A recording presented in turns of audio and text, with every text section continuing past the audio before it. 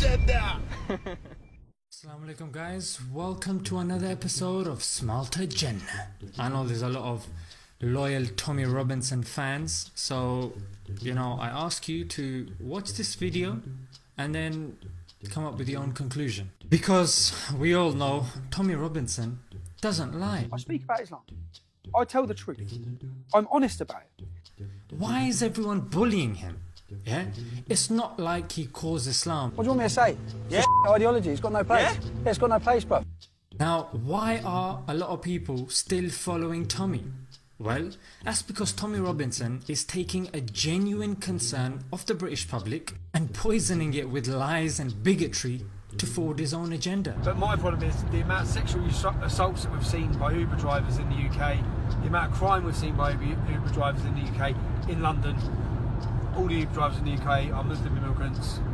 All the Uber drivers in the UK are Muslim immigrants. All the Uber drivers in the UK are Muslim immigrants.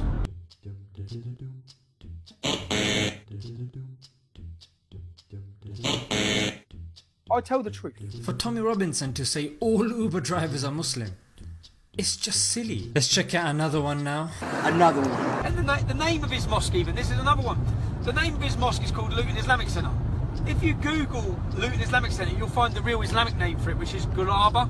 Guraba comes from, well, I can't say it probably, but that word comes from a hadith.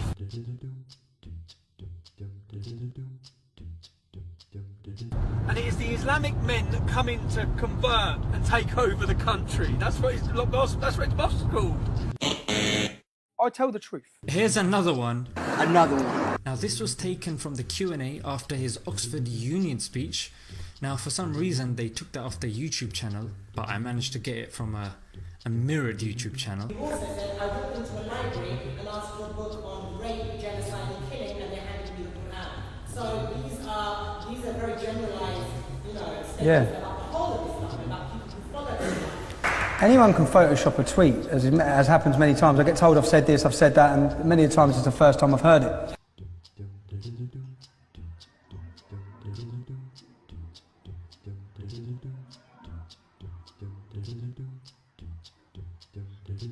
This don't look Photoshop to me, mate. That's 4 years ago, is it? 4 years work, ending in when you... I wasn't on... Well, I wasn't on Twitter 4 years... I wasn't on Twitter 4 years ago, yeah? Alright guys, as you can tell by the date, this talk took place in 2015. According to his Twitter, he joined in 2011. 2015 minus 2011, elementary maths is 4 years. I wasn't on Twitter 4 years ago, yeah? I tell the truth. Now let's have a look at another one. Another one.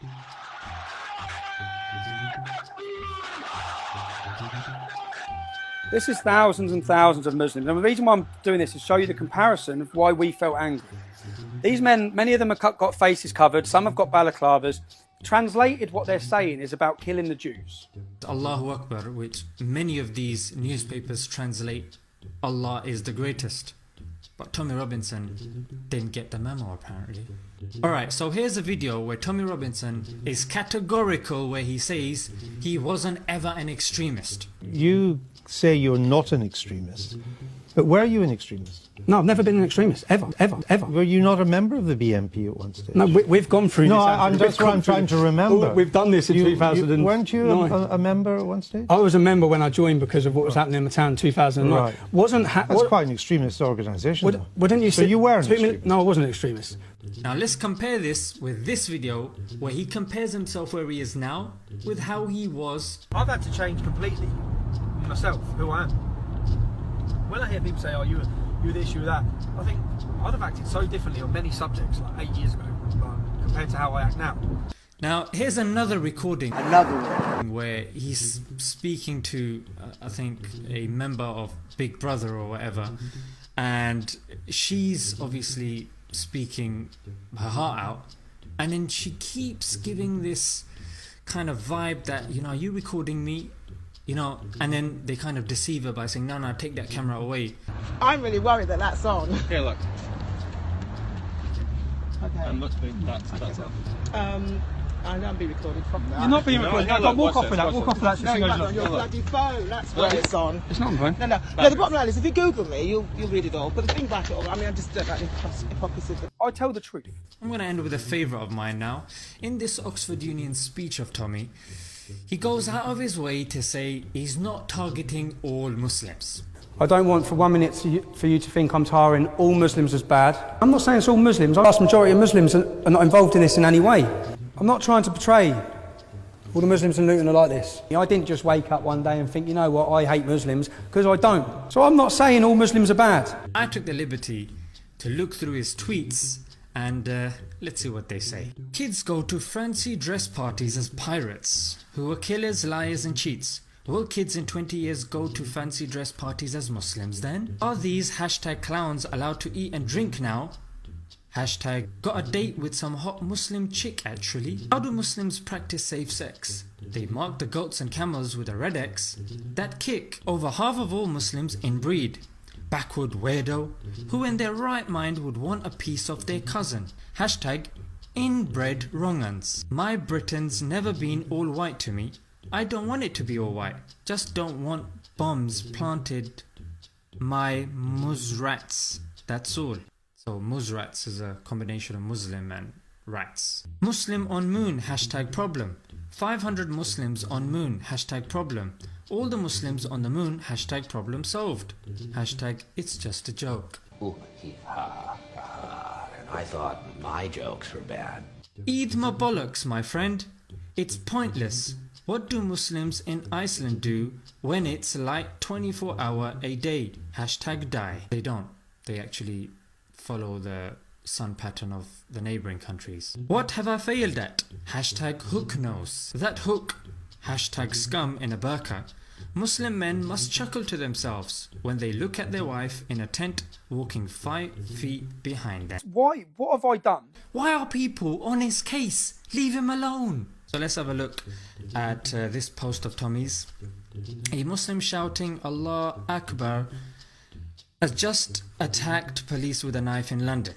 Now, I took the liberty of actually clicking on the link because, let's face it, a lot of Tommy Robinson's followers are not going to click on the link.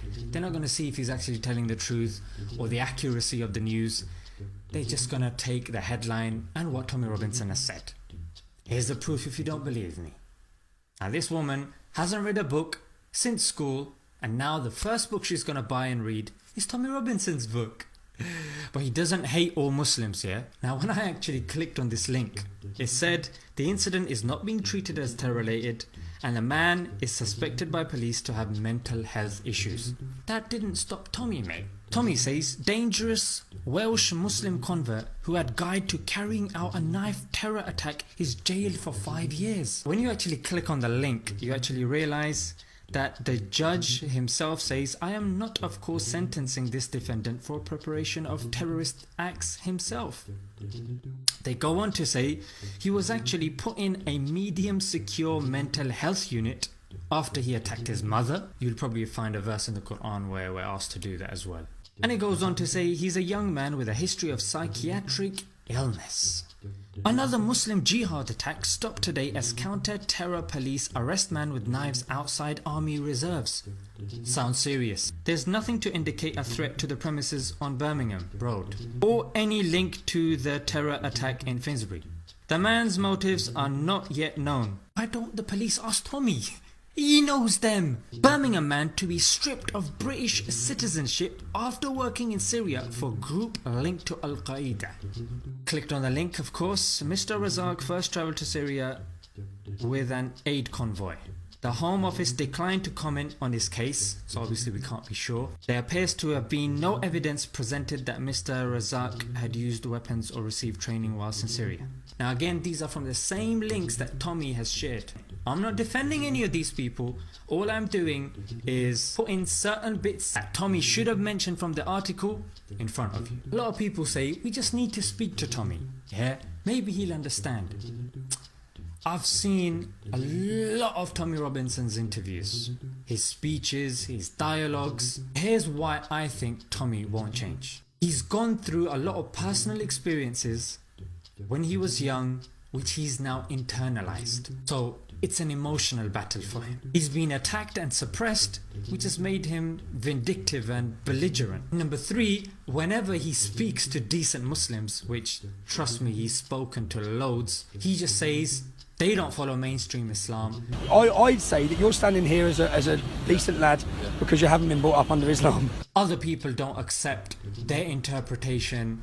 The Quran needs to be revised. It's a hateful scripture. It needs to be changed. He even joined Quilliam, which is not accepted by Muslims, initially government funded, and they don't even follow mainstream Islam. He even had an issue with them as well.